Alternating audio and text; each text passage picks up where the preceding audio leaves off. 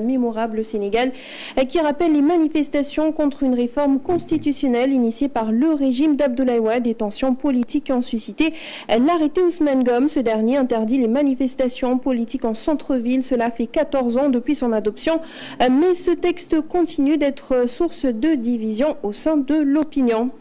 Et puis les acteurs de la justice entrent en grève ce lundi pour une durée de 72 heures très déterminée. Ils ne comptent pas céder jusqu'à obtention entière des revendications qu'elles jugent légitimes et maintes fois exprimées. Et pour terminer, des rumeurs de pénurie de sucre en poudre qui secouent le marché depuis quelques jours. Diverses raisons sont avancées, entre autres rupture de stock ou encore volonté des détaillants de hausser les prix. Le président de l'UNACOIS lui propose des solutions pour éviter la récurrence de la situation. Voilà tout pour l'essentiel des titres. Le développement, c'est tout de suite.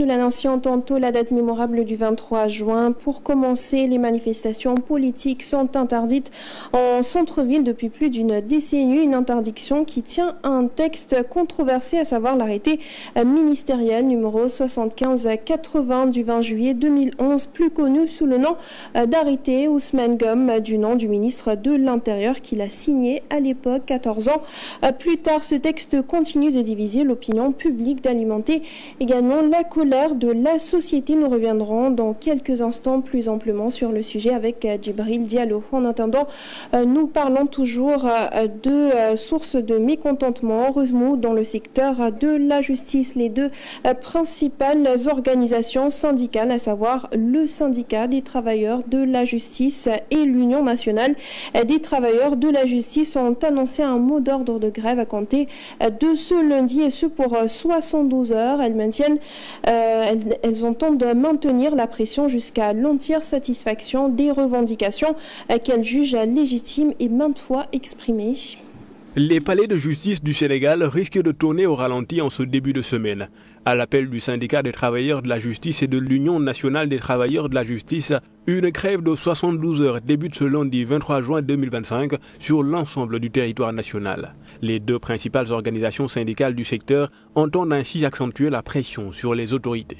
Dans un communiqué conjoint publié ce dimanche, le Bureau exécutif national du Sud-Just et le secrétariat exécutif national de l'UNTJ ont annoncé ce nouveau mot d'ordre qui s'inscrit dans le cadre de leur mobilisation pour la défense des intérêts matériels et moraux des agents de la justice. Cette grève vient prolonger un mouvement de contestation entamé depuis plusieurs mois. À l'origine de la colère, des revendications qualifiées de légitimes par les syndicats, mais toujours en attente de satisfaction. Dans leur communiqué, ils dénoncent des lenteurs de l'État dans la mise en œuvre de certains engagements pris et réitèrent leur ferme volonté de poursuivre la lutte. Cette grève de 3 jours, si elle est largement suivie, pourrait fortement perturber le fonctionnement des juridictions. Audiences suspendues, dossiers renvoyés, retard dans la délivrance d'actes judiciaires. Autant de conséquences redoutées par les justiciables.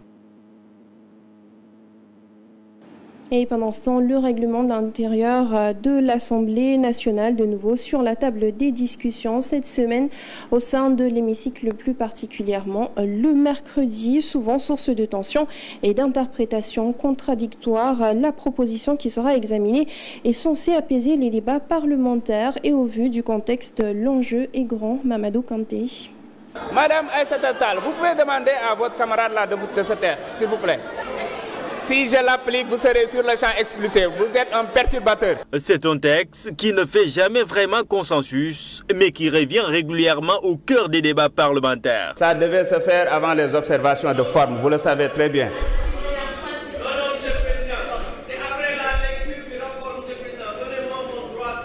Le règlement intérieur est pourtant le texte qui encadre le fonctionnement des débats, la prise de parole des députés, les conditions du vote, Autrement dit, les règles du jeu démocratique à l'Assemblée nationale. Au fil des législatures, il a été régulièrement mis à l'épreuve. Lors de la 14e législature, une vive controverse autour de la déclaration de politique générale avait conduit à une réforme du texte. Mais les choses ne se sont pas apaisées pour autant avec ce nouveau règlement. Monsieur le Président Alakan, nous vous prions de bien vouloir nous présenter un document officiel attestant que notre camarade El Malick Ndiaye a démissionné de son poste de ministre. À défaut de ce justificatif, il ne pourra ni siéger, ni a fortiori se présenter comme candidat. La 15e législature a été émaillée de tensions, avec des rappels incessants au règlement intérieur, des protestations en séance et même des querelles sur l'interprétation de certains articles. Oui. Mais vous me donnez raison. L'enjeu de cette règle est donc de clarifier les règles, éviter les blocages et restaurer un climat plus serein dans l'hémicycle. La proposition sera débattue en séance plénière dans les prochains jours. Reste à savoir si cette réforme suffira à apaiser les tensions, car derrière les termes juridiques, ce sont les rapports de force politiques qui sont en jeu. S'il est censé garantir l'équité, le règlement intérieur peut aussi devenir un levier stratégique entre majorité et opposition. Sur notre registre à présent, sur le marché, le sucre en poudre brille par son absence. Les spéculations vont bon train dans tous les sens. Certains évoquent une rupture de stock, là où d'autres pointent du doigt les boutiquiers détaillants, les accusant de vouloir hausser le prix. Les consommateurs en appellent à l'intervention de l'État. J'ai trouvé une scène qui m'a étonné. Le boutiquier a vendu du sucre à l'un et l'a refusé à l'autre. C'est là que j'ai compris le système des vendeurs. Denrée de première consommation, le sucre est introuvable dans plusieurs lieux de la capitale depuis un certain temps. Au cours de notre reportage, tous les boutiquiers détaillants rencontrés brandissent le même argument, une rupture de stock du côté de leurs principaux fournisseurs. Je n'ai plus de sucre, hormis le cristal et le sucre en morceaux. Une situation qui suscite une crainte chez les consommateurs, notamment les vendeurs de café, rudement touchés. Pas plus tard qu'hier, j'ai beau en chercher, mais jusque-là, je n'ai rien trouvé. Mais suukar moom dañuy am difficulté dañuy am difficulté bu wér sax. Le produit est introuvable pour dire vrai. Comment un pays producteur de sucre peut en arriver à cette situation? Pire, d'aucuns profitent de la rareté du sucre pour augmenter les prix. Les boutiquiers en profitent, c'est ce qui est à déplorer. L'augmentation devrait dépendre du stock, mais malheureusement au Sénégal, la plupart des vendeurs font ce qu'ils veulent. Face à cette frayeur grandissante, ils interpellent les autorités concernées afin de veiller au respect strict des mesures édictées par les services de commerce. L'État du Sénégal doit prendre ses responsabilités. On a voté pour un changement, mais il peine à se matérialiser. Une approche qui, selon eux, pourrait juguler le micmac de certains commerçants véreux.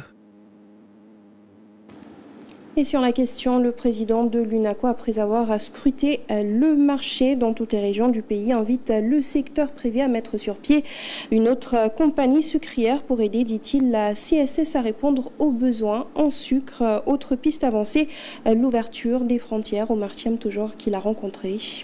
La pénurie de sucre sur le marché sénégalais n'est plus une simple rumeur. Le président de l'Union nationale des commerçants et industriels du Sénégal, Cheikh Cissé, l'a confirmé avec regret, tout en donnant des éclaircissements techniques sur les causes de cette situation. Au moment où je vous parle, il y a effectivement une rupture sur le marché. Pareil moment l'année dernière, la compagnie sucrière sénégalaise avait épuisé ses stocks. Face à cette crise, il appelle à une mobilisation conjointe des acteurs du commerce et de l'État pour éviter que les consommateurs ne subissent une flambée des prix. Il faut ne serait-ce que 3 mois recourir à l'importation, sinon la pénurie risque de s'intensifier. J'en appelle au sens du patriotisme des commerçants, parce que si l'État ouvre les frontières, il y aura un délai de livraison de 25 jours à 1 mois. Donc de grâce, chers commerçants, ne profitez pas de la situation pour augmenter les prix. Parmi les pistes évoquées, l'ouverture du marché à d'autres acteurs pour rompre le monopole de la compagnie sucrière sénégalaise, actuellement unique fournisseur du pays. La compagnie sucrière sénégalaise a toujours été à la hauteur, de Senghor à nos jours, mais force est de constater que la population augmente, les entreprises naissent du jour au lendemain, la transformation locale s'intensifie, la demande en sucre explose. De ce fait, on a besoin d'autres usines pour combler les gaps. En parallèle, l'État a déjà déployé 1000 contrôleurs pour s'assurer de l'application des mesures décidées. Cheikh Cissé exhorte les commerçants à collaborer avec ses agents afin d'éviter tout incident. Et nous en parlions tantôt, la date du 23 juin, les manifestations politiques sont interdites en centre-ville et ce depuis plus d'une décennie. Maintenant, une interdiction qui tient un texte controversé, l'arrêté ministériel numéro 7580 du 20 juillet 2011, plus connu sous le nom d'arrêté Ousmane Gom, du nom du ministre de l'Intérieur qu'il a signé à l'époque. 14 ans plus tard, ce texte continue de diviser l'opinion publique, d'alimenter la colère de la société. Djibril Diallo. Le 23 juin 2011, le peuple sénégalais descendait massivement dans la rue pour dire non à une réforme constitutionnelle jugée dangereuse pour la démocratie. 3 semaines plus tard, en réponse à cette mobilisation d'une ampleur historique, le pouvoir en place prend une décision qui va durablement restreindre les libertés publiques. Le 20 juillet 2011, le ministre de l'Intérieur d'alors, Ousmane Gom, signe un arrêté interdisant toute manifestation à caractère politique dans le centre-ville de Dakar. 14 ans plus tard, cet arrêté continue de susciter l'indignation. L'opposition et plusieurs organisations de la société civile telles que le mouvement Frappe exigent son abrogation, qu'elles considèrent comme une condition essentielle au respect des libertés démocratiques. Cet arrêté viole gravement les libertés d'expression, de réunion et de manifestation garanties par la Constitution sénégalaise et les instruments internationaux ratifiés par le Sénégal. Il instaure une discrimination territoriale injustifiable, transformant Dakar en une ville à 2 vitesses. Des zones où l'on peut manifester et d'autres où le peuple est condamné au silence. Pourtant, la Cour de justice de la CEDEAO avait ordonné dès 2022 l'abrogation de cet arrêté, estimant qu'il violait la liberté de manifestation garantie par les textes communautaires. La Cour ordonne aux défenseurs d'abroger l'arrêté numéro 007580 du ministère de l'Intérieur du 20 juillet 2011 et de prendre toutes les mesures efficaces, immédiates, pour assurer le rétablissement du droit à la liberté d'expression du peuple. 3 ans après cette décision de justice régionale, l'arrêté reste en vigueur, renforçant le sentiment d'un décalage persistant entre les engagements démocratiques affichés par l'État et la réalité juridique sur le terrain. Direction Keur Massar à présent, l'association pour la défense des intérêts de Keur Massar exige des autorités l'audit du registre foncier. Il y a un détournement d'objectifs dans les espaces libérés sur l'assiette foncière de la dite commune, alors que dans ces espaces il est prévu des infrastructures d'utilité publique, à en croire la dite association massaroise. Que Keur Massar est confronté à un grand problème du foncier. Le lotissement du 3 juillet 2008, notamment appelé lotissement 08, et dans un premier temps a été conformément érigé en tout cas à un lotissement qui répondait en tout cas aux différentes préoccupations. Notamment, il y avait un secteur, en tout cas un centre de socio-culturel qui a été érigé, un terrain de foot, une réserve également qui a été érigée. Malheureusement, il a été donné de constater un détournement d'objectifs, je dis bien d'objectifs, C'est la raison pour laquelle nous dénonçons avec la plus grande énergie l'attribution illégale de parcelles situées sur cette zone. Donc nous demandons également dans ce sens l'ouverture d'une enquête indépendante sur la gestion foncière ici à Keur Massar, la protection effective des zones réservées à l'utilité publique, la participation citoyenne à toute décision relative à l'aménagement du territoire. C'est la même revendication du côté de Ban où plusieurs villages ont dénoncé ce week-end l'occupation de plus de 1026 hectares par la compagnie Sécurité sénégalaise. Les manifestants interpellent les autorités. Les gens qui sont levés ont beau dire qu'ils ont signé un protocole avec la compagnie Sécurité sénégalaise. Ce n'est pas vrai. La population de Mossène est ici derrière nous. Ils nous ont dit que le chef de village est là. Ils ont dit qu'ils n'ont plus de protocole à signer avec la compagnie ni avec la municipalité. Et nous disons non. Nous ne sommes pas d'accord. Nous ne sommes pas d'accord. Et nous disons non. Pour que le président de la République, M. Bassirou Diomaye Diakhar Faye, et son premier ministre Ousmane Sonko, nous leur demandons de faire une audit foncière, une audit générale et foncière sur la commune de Mbad. Et nous disons à tous les bailleurs de fonds que Mbad n'a plus de terre à donner à qui que ce soit. Oui. Il faut que cette opération cesse. Oui. Nous lançons un appel au président de faire une audit foncière, une audit dans les prix belèvres. Parce que toute la population de Mbad, nous sommes tellement stressés de cette situation que nous vivons ces derniers jours. Nous sommes tellement fatigués. Mbad n'a plus un gâteau, il n'a plus de terre à donner à qui que ce soit. Et puis clap de fin pour les deuxièmes assises africaines de la démocratie. Après 3 jours de débats soutenus, les initiateurs saluent une édition réussie marquée par une volonté affirmée de repenser l'agenda démocratique du continent et de reconnecter l'Afrique aux idées et savoirs susceptibles de nourrir son développement. C'est un événement que nous organisons chaque année à la Fondation de l'Innovation pour la démocratie. Et l'objectif de cet événement, c'est de rassembler en un même lieu tous les acteurs et les actrices qui gravitent autour de la Fondation.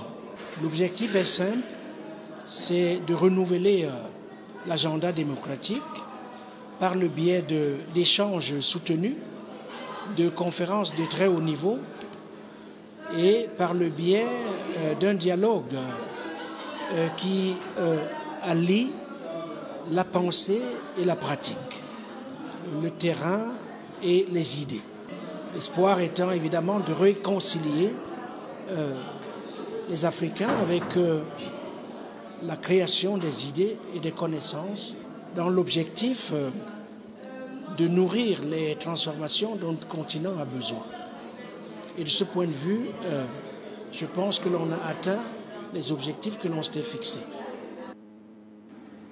Actualité dans la sous-région, le président de la Sierra Leone, Julius Maada Bio, a été désigné ce 22 juin nouveau président en exercice de la conférence des chefs d'État et de gouvernement de la CEDEAO. Il succède au Nigérien Ahmed Bola Tinubu à l'issue de son mandat. Cette nomination a été actée lors du 67e sommet de l'organisation régionale tenu au Nigeria. Julius Maada Bio prend les rênes de la CEDEAO dans un contexte délicat marqué par le retrait du Mali, du Burkina et du Niger, désormais réunis au sein de la Confédération des États du Sahel.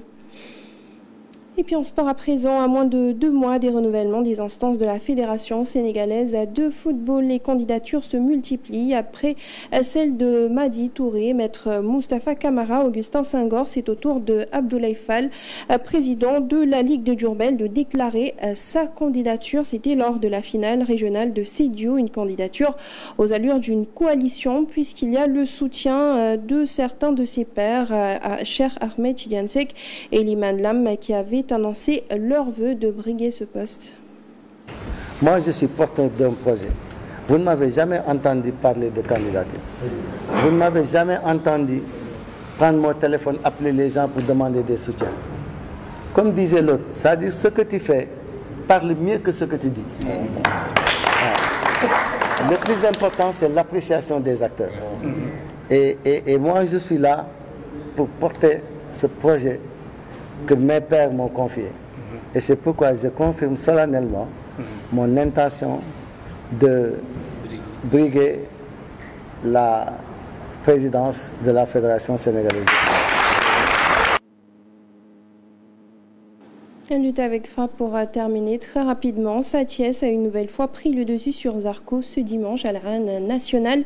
Dès le coup d'envoi, le combat s'est enflammé. Sans phase d'observation, les deux adversaires se sont accrochés immédiatement. Comme en 2011, Sa-Thiès confirme ainsi sa suprématie sur Zarco, enregistrant un deuxième succès contre le lutteur de Grand-Yoff. Fort de cette performance, Sa-Thiès peut désormais viser plus haut avec en ligne de mire un possible duel face à Modulo, le roi des arènes, ou encore Tafatine.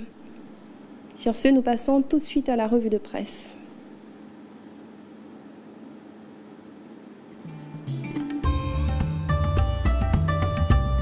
Bonjour, nombreux sont les journaux qui sont revenus sur la visite officielle du Premier ministre Ousmane Sonko en Chine. Le quotidien souligne les retombées d'une visite.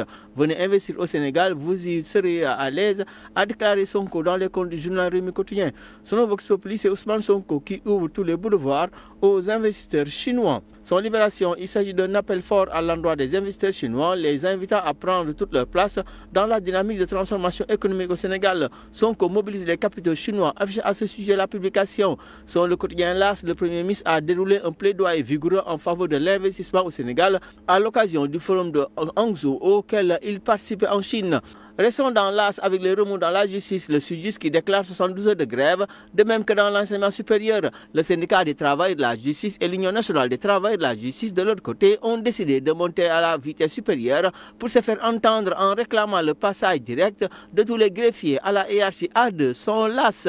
Même son de cloche dans Sud Quotidien sur la grève de 3 jours annoncée dans l'enseignement supérieur à partir de mardi. Selon le journal, les enseignants dénoncent l'entêtement du Fonds national de retraite à ne pas publier le décret numéro 2025-398 du 7 mars 2025 relatif aux veuves, veufs et orphelins des enseignants, chercheurs et chercheurs décédés. Selon la tribune, c'est le pacte social signé il y a quelques semaines qui se trouve déstabilisé par les grèves annoncées dans le secteur de la justice et de l'enseignement supérieur.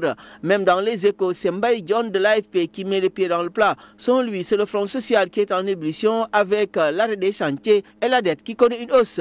Les dirigeants méritent selon lui d'être aidés. Dans Walf Quotidien, c'est Mbaye John qui assène ses vérités dans un contexte de marasme économique et une situation financière extraordinaire. Le Soleil, lui, se penche sur la conférence des chefs de l'État, des membres de la communauté économique des États de l'Afrique de l'Ouest, la CEDEAO, tenue ce week-end à Abuja au Nigeria. Choix inattendu de Mada Bio à la présence de la CEDEAO. Selon le Soleil, à cette occasion, le président sortant de la CEDEAO, le Nigérian Bola Tinubu, a appelé le Mali, le Burkina, le Niger à revenir dans le giron de l'organisation régionale. Mais selon le quotidien, c'est un gros ratage diplomatique avec une présidence de la CEDEAO. Jugement de Bio, Dame de Pion à Diomaye. Enquête se penche sur l'entrée des États-Unis dans le conflit opposant l'Iran à l'Israël. Les mollahs en danger, titre le journal. L'Observateur, lui, se penche sur la bataille des libertés provisoires avec Farbangom malade, mais toujours en détention. La Diop suspendu en expertise du juge.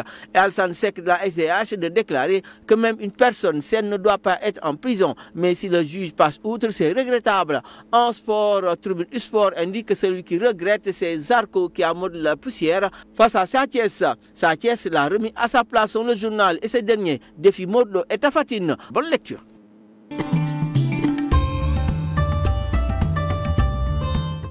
C'est ce qui met un terme à ce journal. Merci à vous de l'avoir suivi. À 14h, comme toujours, vous avez le Wolof. Merci. Bonne suite de programme sur la 7 TV.